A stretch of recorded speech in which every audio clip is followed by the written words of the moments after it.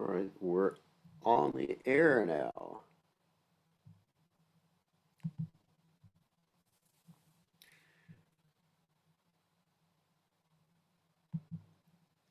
Okay, we're going to get started.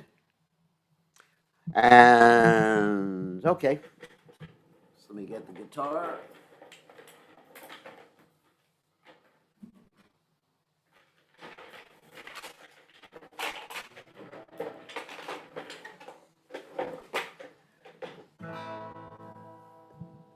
Okay, so as we chant our Ranamatavat, we'll take you down to the Yamuna River too. Because we went on a ride down the Yamuna River today, so you'll be able to see us riding down the Yamuna. Okay, hold on one second. All right.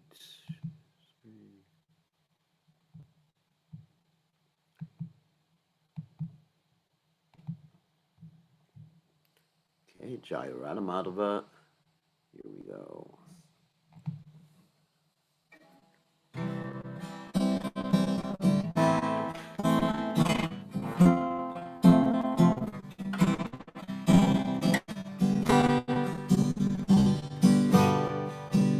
Jaya Radhamadava. Jaya Kunja Vihari. Radhamadava. Kunja Vihari. Vichana Pala. Jaya Giri Varurare. Giri Varurare. Vichana Pala. Jaya Giri Varurare. Jaya Giri Varurare. Jaya Radhamadava. Jaya Gopi Jana Pala Giri Varurare. Giri Varurare. Yes, Nandana Jaya Braja Jana Nandana Yapona Nandana Jaya Braja Jana Nandana Yasoda Nandana Jaya Braja Jana Nandana Yamuna Tira Manachari Dayo Punjabiyari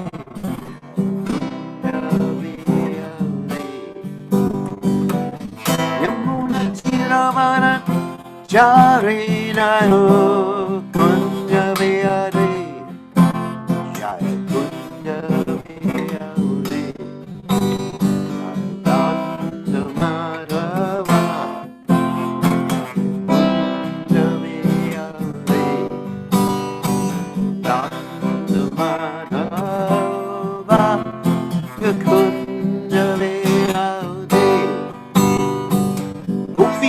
Radhamadava Jaya Giri Varurare. Giri Varurare. Vichana Balava Jaya Giri Varurare. Jaya Giri Varurare. Yasoda Nandana Jaya Jana Nandana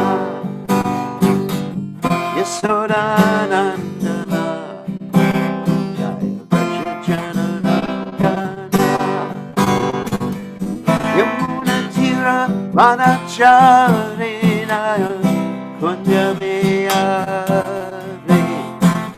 Kunjabiyari Yamuna Tira Manachari Naya Kunjabiyari Kunjabiyari Radhamadava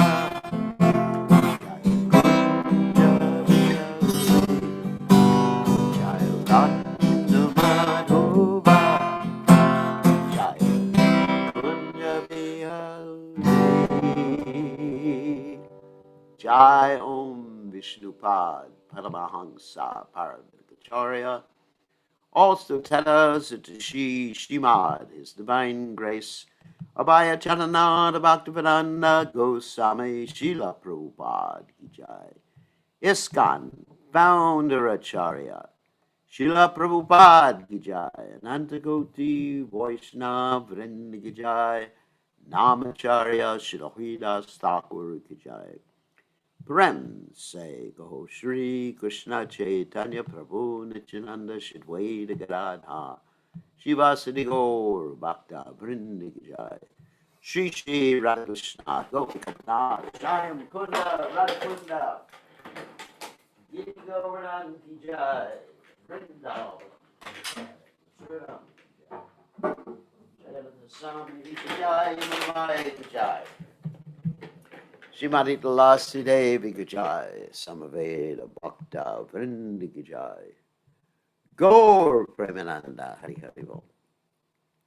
All glories to the assembled devotees, all glories the assembled devotees, all glories the assembled devotees, all glories to Shri Guru and Gauranga, Srila Prabhupada Ki Jai, Gaur Premananda Hari Hari Hari Hari Bol. Nama Om Vishnupadaya Krishna Pristaya Bhutale Shrimati Bhaktivedanta Swaman Namani Namaste Saraswati Deve Gauravani Pacharane Nirvashesha Shunyavadi Paschacha Dejatarane Sahom Magana Timiranda Shadvananjana Shilakaya Chakstur Hun Miditam Yena Tasmai Shigurave Namaha. So I offer my respectful obeisances unto the lotus feet of His Divine Grace A.C. Bhaktivedanta Swami Srila Prabhupada, who so kindly opened our eyes with the torchlight of knowledge while we were blinded in the darkness of ignorance.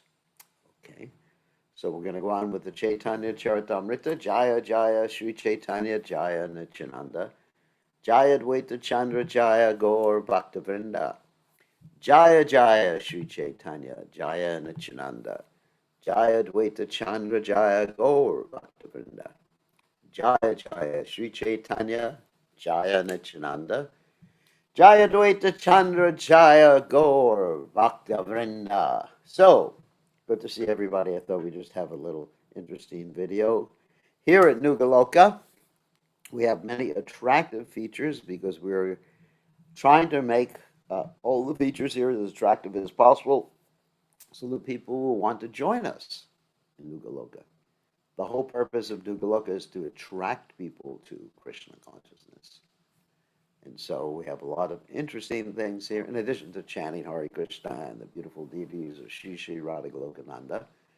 We have a lot of interesting things for devotees to do and a lot of interesting outreach programs and a lot of opportunities to take responsibility for different aspects of the Krishna consciousness movement. So, okay, let us go ahead and share the screen. And then we will, let me just turn this one thing off.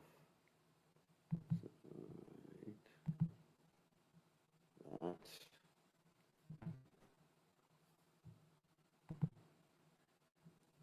All right, we'll share the screen. We'll go on to the Caitanya Charitamrta.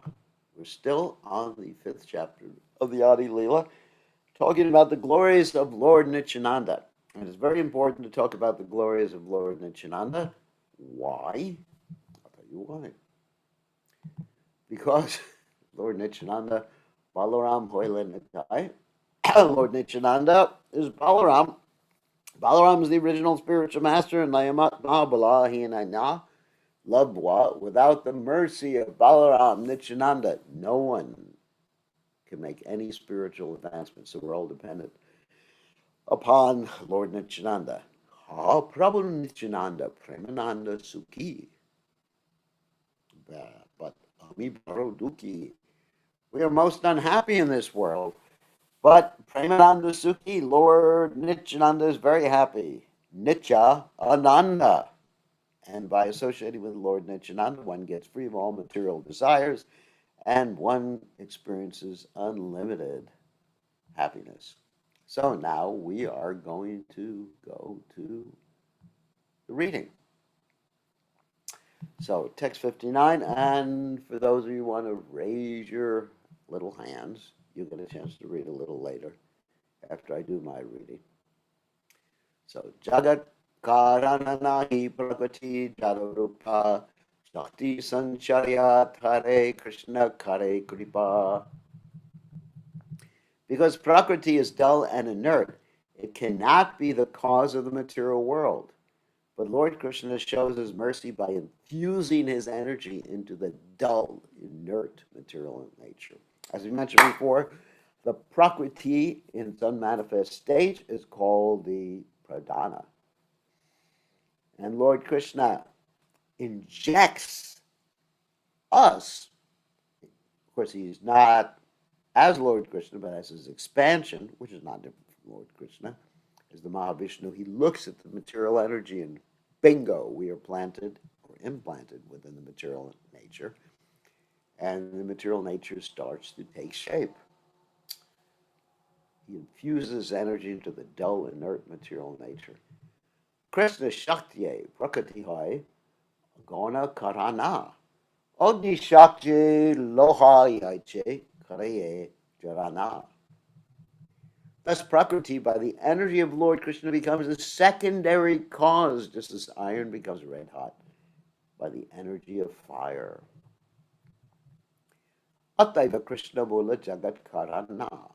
Prakriti Karana Yaiche Ayaja Galastana. Therefore, Lord Krishna is the original cause of the cosmic manifestation. Prakriti is like the nipples on the neck of a goat, for they cannot give any milk. And Prabhupada explains that the external energy composed of pradhana or prakriti. Pradhana is the unmanifest stage of the modes of material nature, of the material energy, the bowl or the ball of clay or silly putty.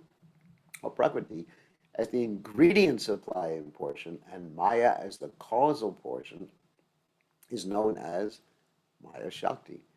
The inert material nature is not the actual cause of the material manifestation.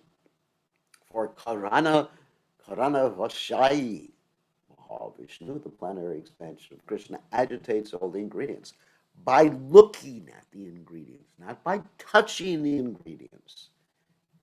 It is in this way the material nature has the power to supply the ingredients. The example given is that iron has no power to heat or burn, but after coming in contact with fire, the iron becomes red hot and then can infuse heat and burn other things. Material nature is like iron, for it has no independence to act without the touch of Vishnu, who is compared to fire. Lord Vishnu activates material nature by the power of his glance, which is what I just said. That's saekshata. And then the iron-like material nature becomes a material supplying agent, just as iron made red hot becomes a burning agent. Material nature cannot independently become an agent for supplying the material ingredients. This is more clearly explained by Sri Kapila Deva, an incarnation of Godhead, in Srimad Bhagavatam, 3rd canto, 28th chapter, text 40. Yatol mukad vishpulinga dumadvapi swasambhavat apyatmat fena vimatad yakagni pratagul mukad. Although smoke, flaming wood, and sparks are all considered together as ingredients of a fire, the flaming wood is nevertheless different from the fire, and the smoke is different from the flaming wood. Material elements, earth, water, fire, etc., like smoke, the living entities are like sparks, and material nature as pradhana is like flaming wood. But all of them together are recipients of power from the Supreme Personality of Godhead, and are thus able to manifest their individual capacities. In other words, the Supreme Personality of Godhead is the origin of all manifestations. Material nature can supply only when it is activated by the glance of the Supreme Personality of Godhead. Just as a woman can deliver a child after being impregnated by the semen of a man, so material nature can supply the material elements after being glanced upon by Mahavishnu. Therefore, pradhana cannot be independent of the superintendence of the Supreme Personality of Godhead. This is confirmed in the Bhagavad Gita in the 9th chapter, text 10, Maya Yakshena, Prakriti, Suyate Satchadacharam. Prakriti, the total material energy, works under the superintendence of the Lord. The original source of the material elements is Krishna.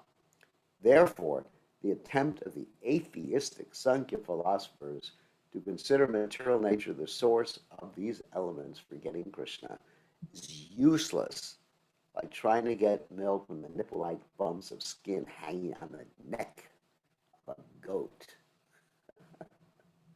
So this is similar to what Prabhupada talked about with the scientists. The scientists, they say that consciousness is an epiphenomena of matter. That means by a particular combination of matter, material elements, consciousness manifests itself. Well, maybe they should try doing it, see if it works for them. It doesn't. They can create Frankenstein. For those of you who don't know who Frankenstein is, that's okay. You shouldn't know. Actually, it's a movie and a story about a man who created Frankenstein. And then the second movie, or the third movie, was called The Bride of Frankenstein. Because Frankenstein, the monster created by Dr. Frankenstein, had to have a wife, So you're going to create something out of material elements, you better create a wife for the person, too. So you can't do that.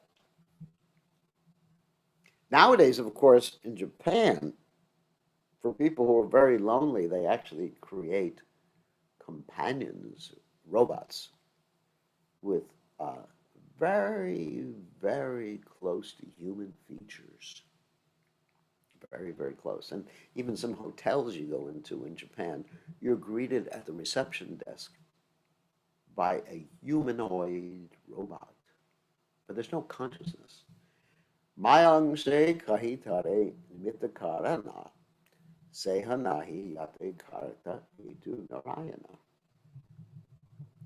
The Maya aspect of material nature is the immediate cause of the cosmic manifestation, but it cannot be the real cause, for the original cause is Lord Narayan, obviously. Gotera nimitahitu yache kumbhakara taiche jagatera karta purushavatara. Just as the original cause of an earthen pot is the potter, so the creator of the material world is the first Purusha incarnation. Karana Rashai Vishnu, or sometimes Karanakshai Vishnu, sometimes Mahavishnu. Krishna Karta Maitanra Karena Sahaya Gatira Karana Chakra Dandhari Upaya. Lord Krishna is the creator, and Maya only helps him as an instrument, just like the potter's wheel and other instruments, which are the instrumental causes of a pot. Just like if you're listening to music, you don't give the credit to the musical instrument. You give the credit to the person who plays the musical instrument. The musical instrument, without someone to play it, does not work unless it's electronic and it's already been programmed in by some musician. So, Durahite Purchikare Mayati Avadana. Jiva Rupa Viryatate Karena Adana. The first Purusha, that is Mahavishnu, casts his glance at Maya from a distance because he never touches her. Krishna never comes in contact with the material energy. Remember that. And thus he impregnates her with the seed of life in the form of the living entities. For those of you who don't know what I'm talking about, that's us, buddies. And we become a zap into the material energy at the time of the creation. And at the time of the dissolution, unzap. We go back into the Mahavishnu. We don't lose our identity, but it's like a state of suspended animation, anesthesia, whatever you may call it, coma, like that. And at the time of the new creation, zap again And then the Mahavishnu expands as the Garbhodakshay Vishnu in each and every universe and expands again as the Shridakshay Vishnu who reminds us of our previous activities. All right. In the last lifetime, and during the last lifetime of Lord Brahma, a long time ago, of course, the Hashri Yuga Paryantam, 1,000 ages taken together is Lord Brahma's day, 1,000 ages what Lord Brahma's night, 365 days a year, and he must have a leap year, 366, 100 years, long time we've been sleeping. And then he reminds us, yeah, that's what you used to be doing. You used to be going to the movies a lot. Okay. You used to be playing with your computer, playing video games. Okay. Get back into it. So eka anga bhase kare mayate milana. Maya haite janma tabe brahmantera gana. Reflected rays of his body mixed with Maya. Ooh. And thus Maya gives birth to myriad universes. Not only are we impregnated in there, but Lord Shiva interacts with Maya, and then you have all these universes coming out. The Vedic conclusion is that the cosmic manifestation is visible to the eyes of the conditioned soul, is caused by the absolute truth of the personality of Godhead through the exertion of its specific energies. Although in the conclusion of atheistic deliberations, this manifested cosmic exhibition is attributed to the nature of the universe. Everything's matter, ain't nothing else. It all happened. The Big Bang just happened because it, whatever, exploded. There has to be a reason for the explosion. There has to be something that happened before the explosion.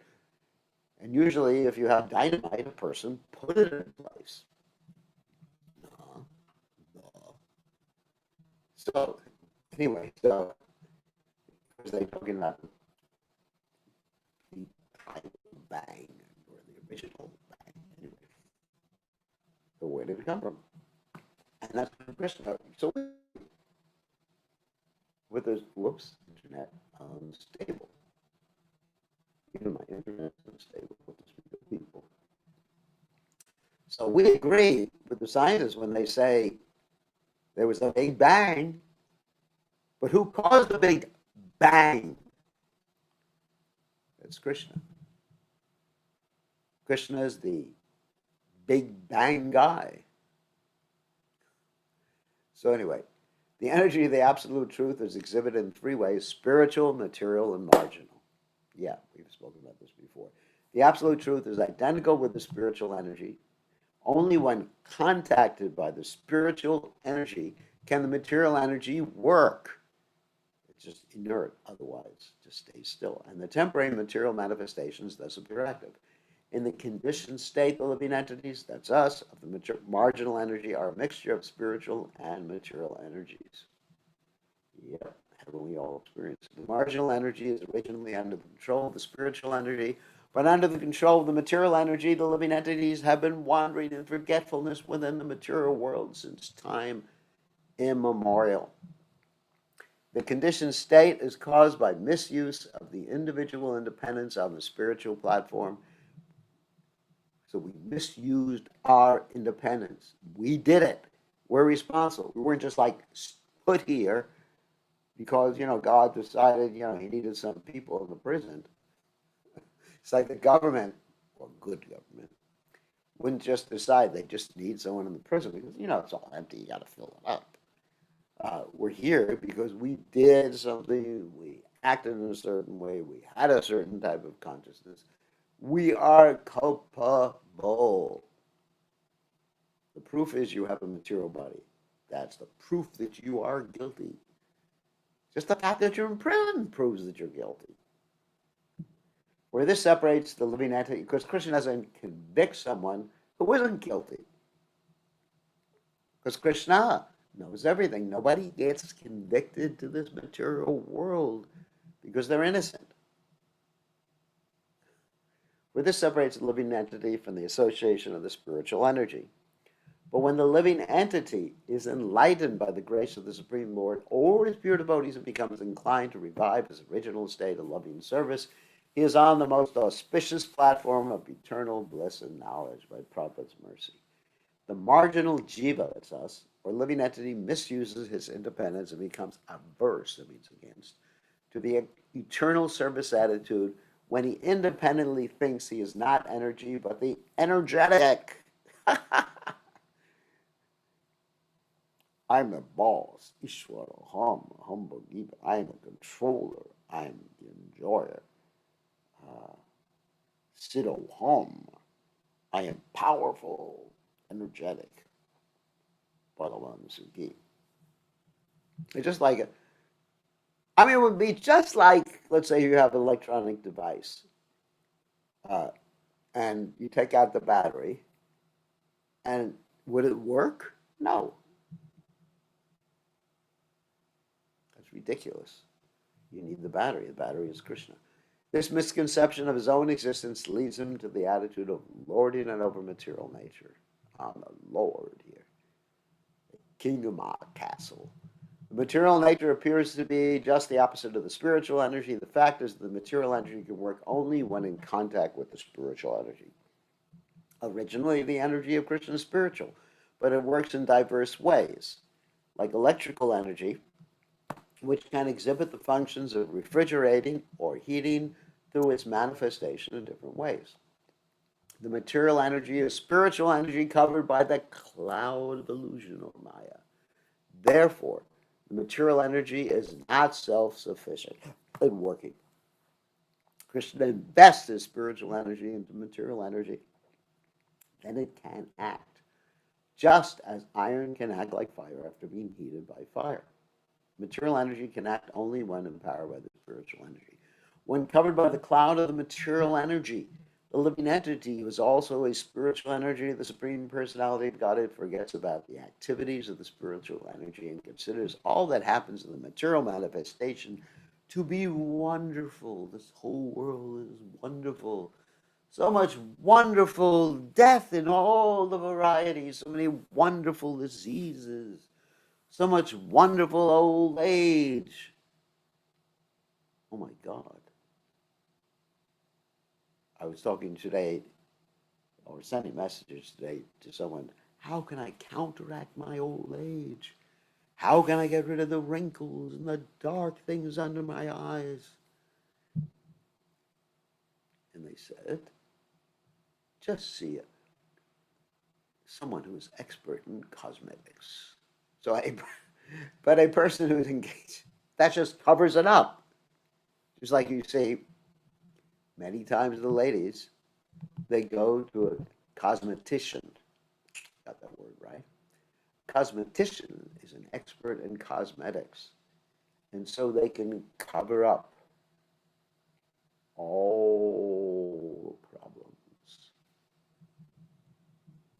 So we should not be interested in covering up.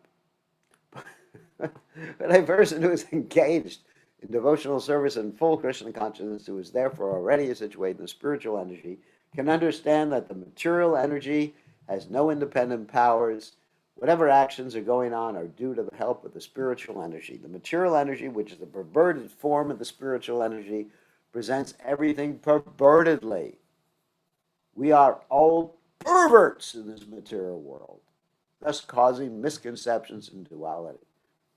That's true. We're all perverts. We're trying to enjoy things in a perverted way. Material scientists and philosophers, conditioned by the spell of material nature, suppose that material energy acts automatically, and therefore they are frustrated like an illusion person who tries to get milk from the nipple-like bunches of skin on the neck of a goat.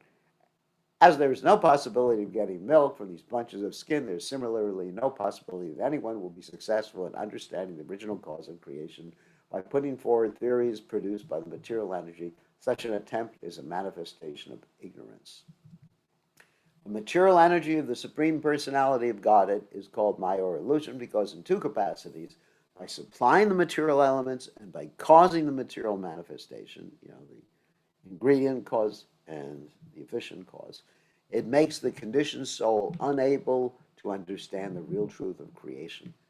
However, when a living entity is liberated from the conditioned life of matter, He can understand the two different activities of material nature, namely covering and bewildering. So material nature does that. It covers you. Oh, I am the body. And it keeps you. Like you think, oh, maybe I should take up Krishna consciousness. It would be nice. No, you have so many responsibilities. So much to do. You have so many desires. You haven't experienced this world yet, Prabhu. So experience the world first. Then you could take up Krishna consciousness. Yeah, go through it first. Yeah, when you're 80 or something like that. But then you'll be such an old dog, you won't be able to learn any new tricks. The origin of creation is the Supreme Personality of Godhead, as confirmed in the Bhagavad Gita. The cosmic manifestation is working under the direction of the Supreme Lord, who invests the material energy with three material qualities. That's goodness, passion, and ignorance. Agitated by these qualities, the elements supplied by the material energy produce varieties of things, just as an artist produces varieties of pictures by mixing the three colors, red, yellow, and blue. Yellow represents the quality of goodness, red represents passion, and blue represents ignorance. It's not that blue is bad, it's just in this particular analogy. Therefore, the colorful material creation is but an interaction of the three qualities representing the 81 varieties of mixtures. 3 times 3 equals 9. 9 times 9 thus equal 81. Deluded by material energy, the conditioned soul, enamored by these 81 varieties of manifestations, wants to lord it over material energy, just as a moth wants to enjoy a fire. This illusion is the net result of the conditioned soul's forgetfulness of his eternal relationship with the Supreme Personality of Godhead. When conditioned, the soul is impelled by the material energy to engage in sense gratification, whereas one enlightened by the spiritual energy engages himself in the service of the Supreme Lord in his eternal relationship. Okay, we're going to let someone else read now. This purport is another purport that's quite large. Oh, we almost finished with it now. Quite large purport. So we will, let's see, who we're going to let read now. Okay, we will let Jai Radhika read now. You're allowed to unmute yourself now. Hare Krishna, Guru Maharaj. Thank you. Louder. We can hardly hear you. Okay.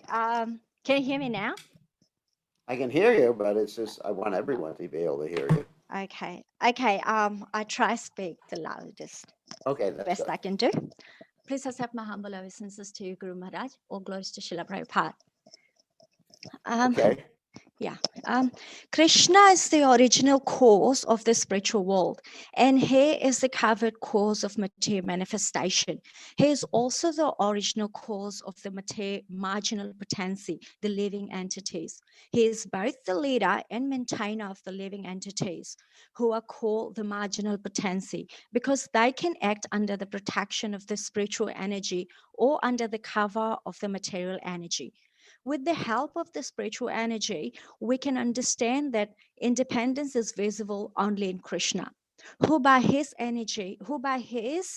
inconceivable energy is able to act in any way he likes.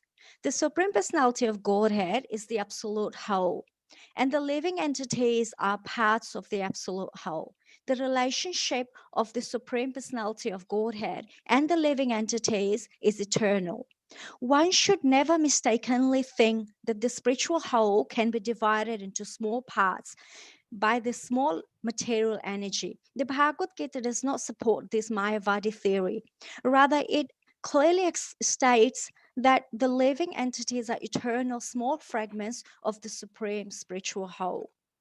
As a part can never be equal with the whole, so a living entity as a minute fragment of the spiritual whole cannot be equal to any time the spiritual whole, this absolute personality of Godhead. Although the Supreme Lord and the living entities are qualitatively related as the whole and the parts are nevertheless qualitatively one with the whole. Thus, the living entities, although always qualitatively one with the Supreme Lord, are in a relative position. The Supreme Personality of Godhead is the controller of everything, and the living entities are always controlled either by the spiritual energy or by the material energy. Therefore, a living entity can never become the controller of the material or spiritual energies. The natural position of the living being is always as a subordinate of the Supreme Personality of Godhead. When one agrees to act in such a position, he attains perfection in life. But if one rebels against this principle, he is in the conditioned state. Text 67. Agyana ananta yata anda sanivesha tata rupe purusha kare sapte prakash. Translation: the Purusha enters each and every one of the countless universes. He manifests himself in as many separate forms as there are universes. Text 68. Purusha nasate yabe bahiraya swavasa nishvasa sabhite haya brahmanda prakasha. Translation: when the Purusha exhales, the universes are manifested with each outward breath. Text 69. Punarapi swavasayabe praveshe antare swasha saha brahmanda paise purushasa sharire. Translation: thereafter, when he inhales, all the universes again enter his body. Purport: in his form as Karuna Dakshaya Vishnu, the Lord impregnates material nature by his glands. The transcendental molecules of that glands are particles of spirit or spiritual atoms, which appear in different species of life according to the seeds of their individual karma from the previous cosmic manifestation. And the Lord Himself, by His partial representation, creates a body of innumerable universes and again enters each of those universes as Garbhodakshaya Vishnu. His coming in contact with Maya is explained in the Bhagavad Gita by a comparison between air and the sky. The sky enters everything material, yet it is far away from us. Text 70. Gavakshera radhare yena trasere no chale purushera loma kupe brahmande rajale. Translation: just as atomic particles of dust passes through the openings of a window, so the networks of universes passes through the pores of the skin of the Purusha. Text 71. Yashyaika nivashita kalam athavalambaya jivanti loma vilaja jagandandanatha Vishnur mahansaya yashya kala vishesho govindam adipurusham tamaham bhajami. Translation: the Brahmans and other lords of the mundane worlds appear from the pores of Mahavishnu and remain alive for the duration of his one exhalation. I adore the primeval Lord Govinda, of whom Mahavishnu is a portion of a plenary portion. Purport: this description of the Lord's creative energy is from the Brahma Samhita 5.48, which Lord Brahma compiled after his personal realization. When Mahavishnu exhales, the spiritual seeds of the universe emanate from him in the form of molecular particles, like those that are visible, 3 times the size of an atom, with when sunlight is diffused through the small hole. In these days of atomic research, it will be worthwhile engagement for atomic scientists to learn from the statement how the entire creation develops from the spiritual atoms emanating from the body of the Lord. Text 72. Kuvaham tamo mahadam ka charangi vabhu samsveshita tandagata stapta vitaste kaya kavedrig Vida vriganitanda paruno charaya vatavtava roma vivashrasyacha te mahitvam. Translation: where am I, a small creature of 7 spans the measurement of my own hand? I am enclosed in the universe composed of material nature, the total material energy, false ego, ether, air, water, and earth. And what is your glory? Unlimited universes pass through the pores of your body. just like particles of dust passing through the openings of a window. Purport. When Lord Brahma, after having stolen all Krishna's calves and cowherd boys, returned and saw that the calves and the boys were still roaming with Krishna, he offered his prayer. Bhagavatam, Canto 10, chapter 14, text 11. In his defeat, a conditioned soul, even one so great as Brahma, who manages the affairs of the entire universe, cannot compare to the personality of the Godhead. For he can produce numberless universes simply by the spiritual rays emanating from the pores of his body. Material scientists should take lessons from the utterance of Sri Brahma regarding our insignificance in comparison to God. In these prayers of Brahma, there is much to learn for those who are falsely puffed up by the accumulation of power. Okay, okay. Let's someone else read. So most of these points are very explanatory, pretty much explanatory by themselves and repetitive from what I've described before too. So let's see who will we pick next. Oh, no one else has their hands up. Oh my God, you are all so shy. Let's see, someone else. Okay, we'll let Prangovinda. Prangovinda, you can go next. You're allowed to unmute now. Okay, Maharaj. Please accept my humble obeisances. All goes to Prabhupada Maharaj. Lotus Prabhupada. Angsera angsajay kalataranam Govinder pratimurti seva Sri Balaram. A part of a whole is called Kala. Sri Balaram is the counter form of Lord Govinda. Tara eka sarupa Sri Maha Sankarsana Tara angsa purusha haya kalate ganana. Balaram's own expansion is called Mahasankarshan, and his fragment, the Purusha, is counted as a kala, or a part of a plenary portion. Jahan ke to kala kahi tiho Mahavishnu, Mahapurushavatari ho Sarvajishnu. I say that this kala is Mahavishnu. He is the Mahapurusha, who is the source of all other Purushas and who is all pervading. Garbhodak Shiroda Shai Dohe Purusha Nama Sei Dui Jar Angsa Vishnu Vishadhama.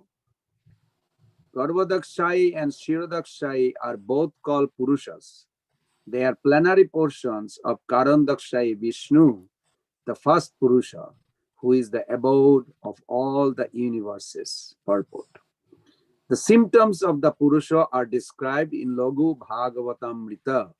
While describing the incarnations of Supreme Personality of Godhead, the author has quoted from the Vishnu Purana 6.8.59, where it is said, "Let me offer my respectful obeisances unto Purushottama, Lord Krishna, who is always free from the contamination of the six material dualities, whose plenary expansion, Mahavishnu, glances over matter to create the cosmic manifestation, who expands himself in various transcendental forms, all of which are one and the same,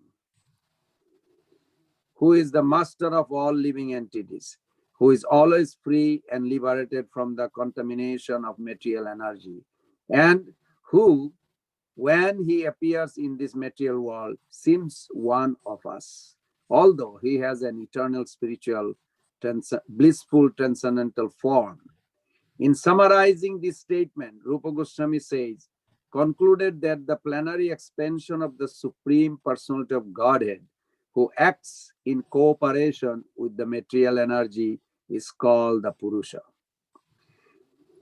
Vishnustu trinirupani purushaikani ato vidhu ekam tu mahata srishti diti amtu anda sangstitim Tritiyam sarva bhutastam tani geta vimuchyate. Vishnu has three forms called Purushas. The first, Mahavishnu, is the creator of the total energy, Mahat. The second is Garbhodakshai, who is situated within each universe. And the third is Shirodakshai, who lives in the heart of every living being. He who knows these three becomes liberated from the clutches of Maya. This verse appears in Logu Bhagavatam Mita 2.9, where it has been quoted from the Sattata Tantra. Jaddapi kahiye tare Krishne kala kari Matsya kurmadi avatare tiho avatari. Although Karandakshay Vishnu is called a Kala of Lord Krishna, he is the source of Matsya, Kurma, and other incarnations. Ete changsa kala pungsha Krishnastu Bhagavan Sayam Indriyari Vekalam Lokam Riyayanti Yuge Yuge. All these incarnation of Godhead, either plenary portions or parts of plenary portions of the Purusha avatar. But Krishna is the Supreme Personality of Godhead himself. In every age, he protects the world through his different features when the world is disturbed by the enemies of Indra. This quotation is from Srimad Bhagavatam 1.3.28. Okay, yeah, you could stop right there. Okay, I just want to comment on a little bit about this verse and about some of what's gone on previously. This is actually one of the key verses in the Srimad Bhagavatam. In the Srimad Bhagavatam, there's a list, obviously, when it's talking about all these incarnations, it's referring to something that's gone on before, some descriptions that have gone on before. There's a description of various incarnations of the Supreme Personality of God throughout the ages. And then the Bhagavatam makes the point, Eti Chanksa Kalak Pumsa. Let me just go through the word by words here.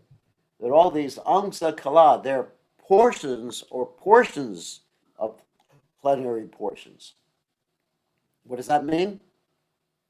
Plenary means on the same plane, like Krishna, Balaram, Prajuna, Aniruddha, and then the second quadruple expansion, Vasudev, Sankarshan, Prajuna, and Aniruddha. That's a portion of plenary portion. And then there's a portion of plenary portion, a portion of plenary portion as you go into the different expansions. The Chatur Vyuha. Chatur means four.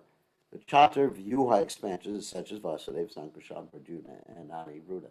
So there's Angsha Kala. They're all parts or part of a part. Pumsa means the person, or supreme person.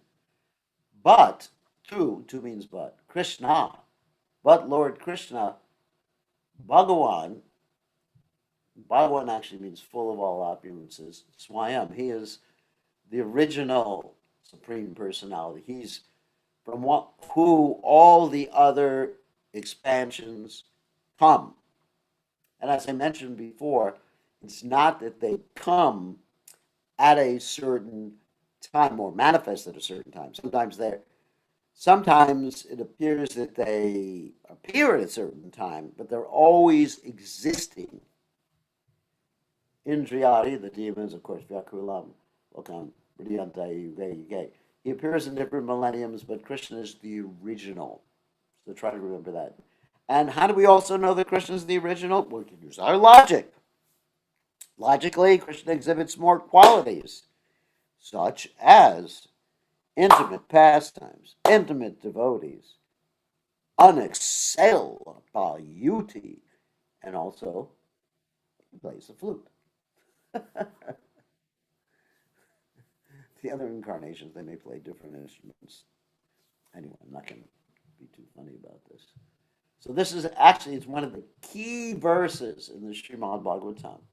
Key verses in the Srimad Bhagavatam. So, right in the beginning of Bhagavatam, too. So, anyway, so let's end right here, and we can take questions. Let's stop sharing, at least for tonight. We'll stop sharing. And we'll allow you all to unmute yourselves. Hold on a second. You are now officially allowed to unmute. So, who has a question?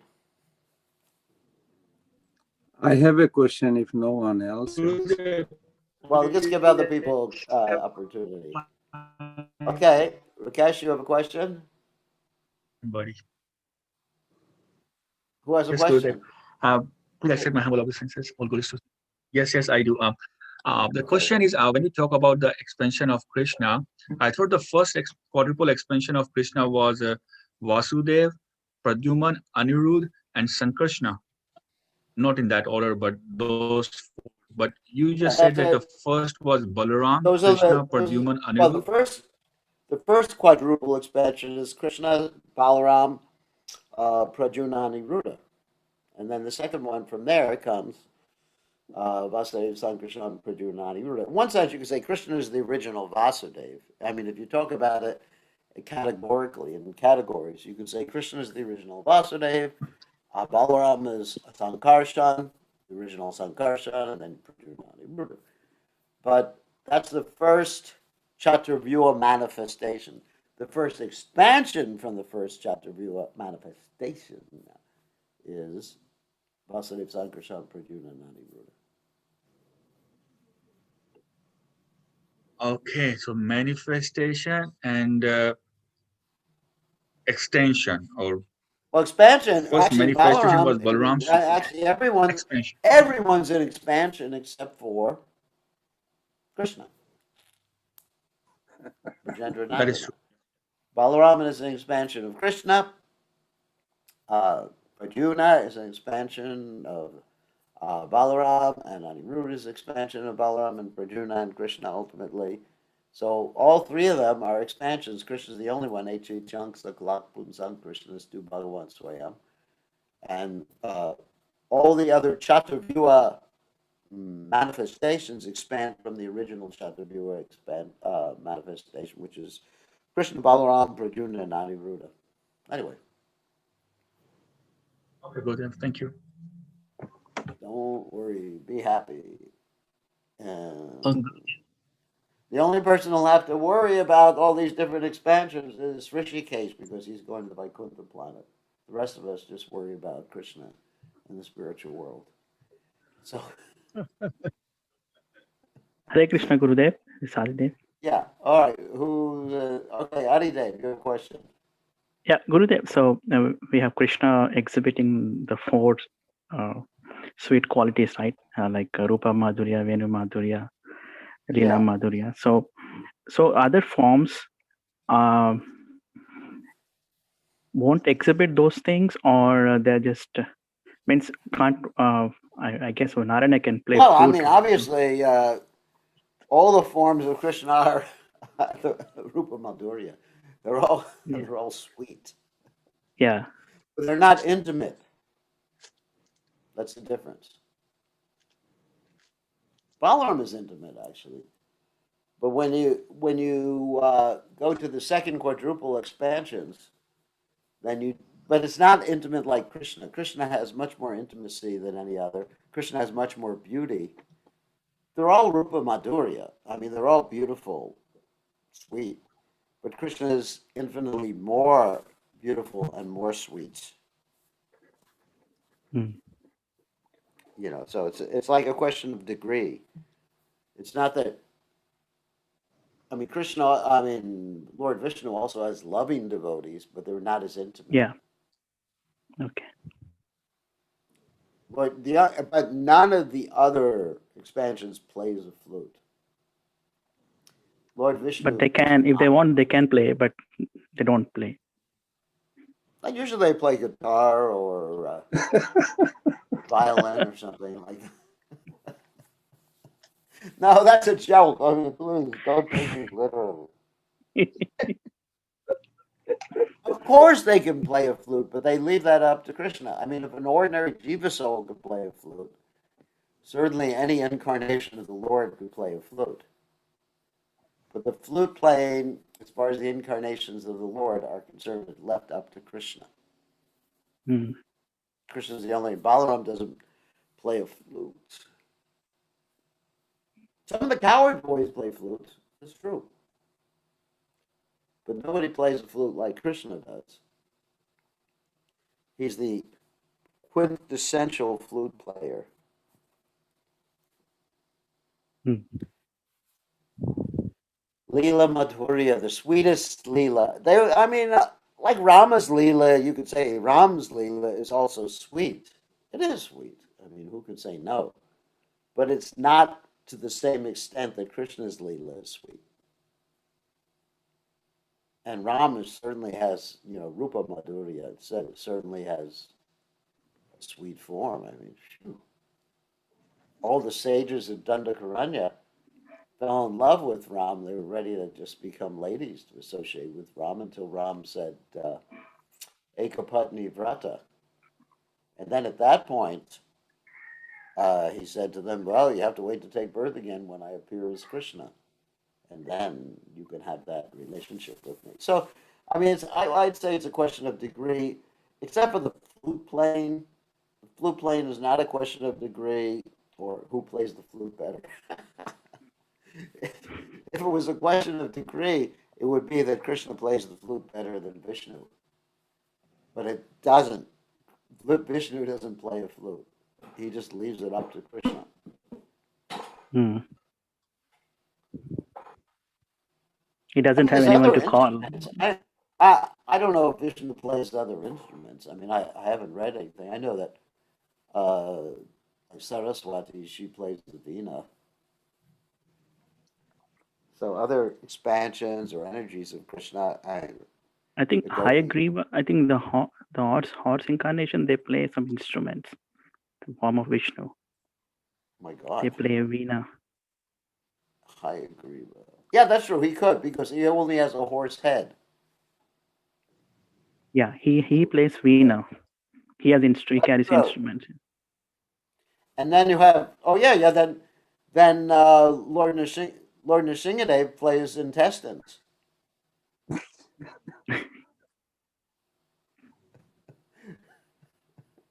He pulls out intestines and goes bing bing bing. Actually, talking about intestines. This has nothing to do with the Lord. It's described when Ravan wanted to establish his superiority over Lord Shiva. He picked up Mount Kailash, and then Lord Shiva actually put his toe down and crushed Ravana's hands. And then after Lord Shiva let him go, after he glorified Lord Shiva, then it's described that Ravan, actually Ravan was able to pull out some of his intestines and actually chant some songs in glorification of Lord Shiva using his intestines as sort of like a bing, bing, bing, bing, as strings. So, anyway, as far as playing a flute, Krishna is the only one who does it. So, don't worry. Okay. Oh, Mother Irma has her hand up. So she has a question. My grandmother. You have to take yourself off mute. I read that it says that Balaram is the incarnation of Krishna's beauty. So then it's kind of confusing to say that Krishna is the most beautiful if Balaram is the incarnation of his beauty. And it does say Balaram plays a flute. I'm pretty sure that all the coward boys. That's true. Actually, that's true. Now, the coward boys. But no, I think it's a question of degree. No one does things. No one is as beautiful as Krishna. No one is as good a flute player as Krishna. No one has as intimate devotees as Krishna, and no one has the pastimes that Krishna does. Doesn't Balaram have all of them? He's considered to be Krishna looking differently, but from my understanding, that Krishna has, that's what makes Krishna unique, that he has these things uniquely. So there's some uniqueness that's there in Krishna. Huh. I wonder what that means about Balaram being the incarnation of beauty. Well, you actually, for example, you have, what is it, the four Kumars of the incarnation of the Lord's what? Knowledge potency. Hmm. Doesn't mean they're as knowledgeable as Krishna, right? Right, right. So someone could be an incarnation, like you could say, like Prabhupada is, in one sense, he's manifesting his incarnation of the Lord's mercy potency, but it doesn't mean to the same degree necessarily. Hmm. Of course, Prabhupada is more merciful than Krishna. Anyway.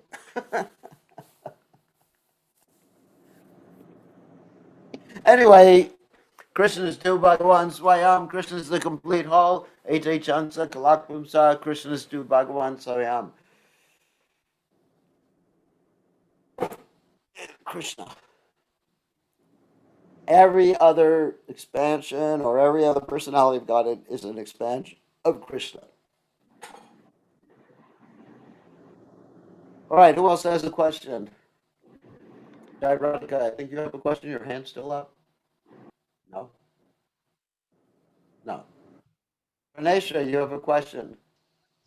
Yes, Gurudev, my question is like the Krishna is the only Purus and rest are Prakriti.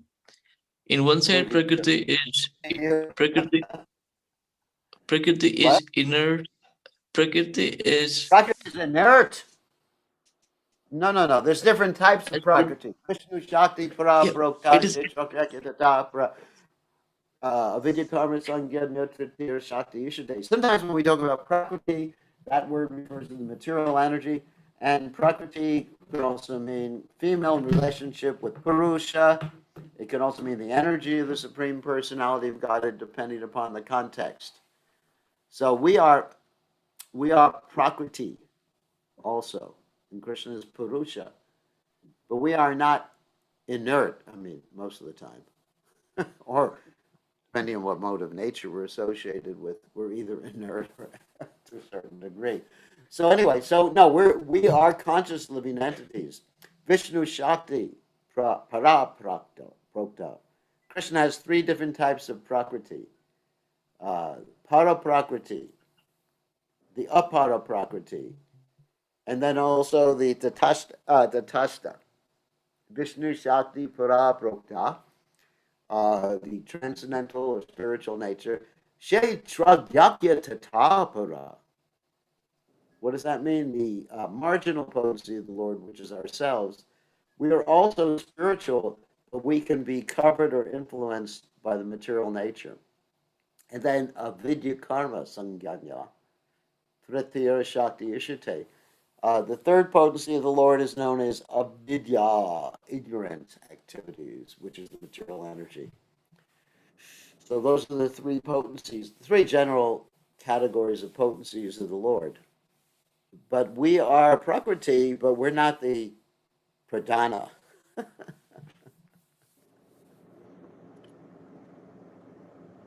We're also transcendental. Para prokta. We are actually also transcendental, but we can be influenced or covered by the external energy of the Lord according to our desire.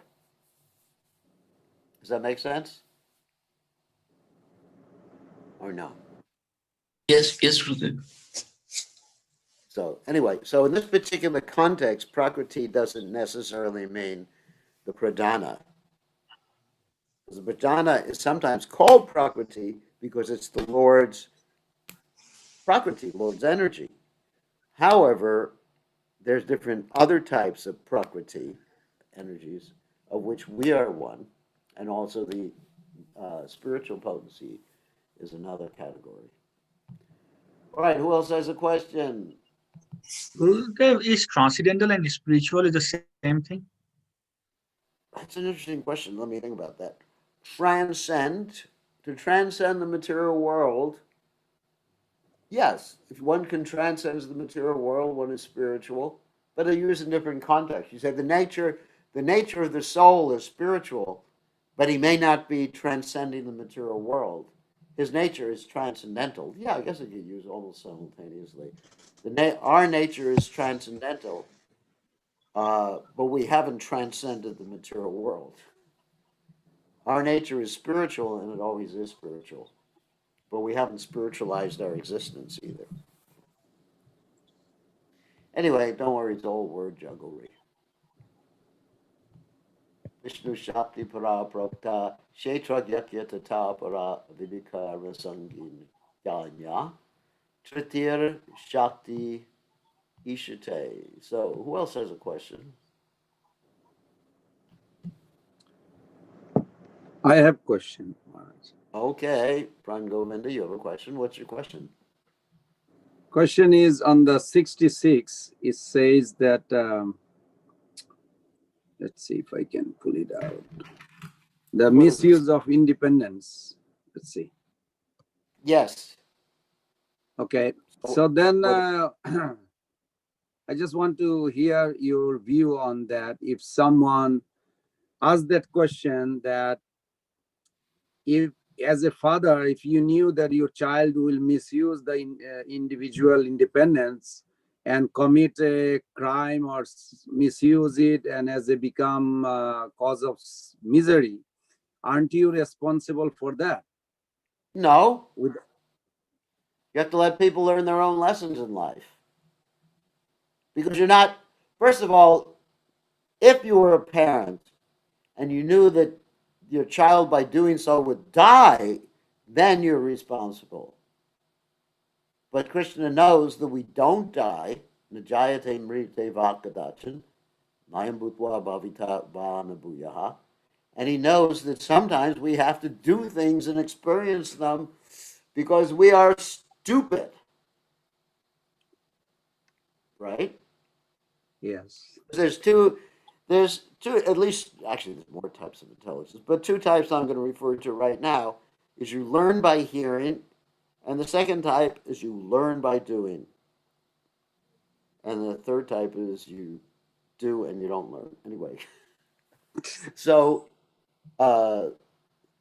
sometimes, I mean, just even with my parents, they gave me permission to do things like join the Hare Krishna movement, even though they didn't want me to do it. And you could say Krishna is all powerful, he can prevent you, but he understands that you have free will, and sometimes you just have to learn your own lessons. That's the way it is. I mean, if Krishna imposed knowledge upon you, then you would be bereft of free will. So sometimes you have to, not sometimes, you do have to voluntarily surrender to the Supreme Personality of Godhead. Otherwise, there's no relationship without voluntary approaching the Lord or voluntarily loving the Lord. Does that make sense? Yes, Maharaj. Is the structure of free will has a misuse built in? Of course. If it wasn't built in, then it wouldn't be free will. Hmm. If we didn't have the choice to not serve Krishna, then how can we say we have free will? It's part of the independence because we are part and parcel of Krishna. We're qualitatively the same as Krishna. So Krishna has independence. We have minute independence. And of course, Krishna doesn't decide not to serve himself, though.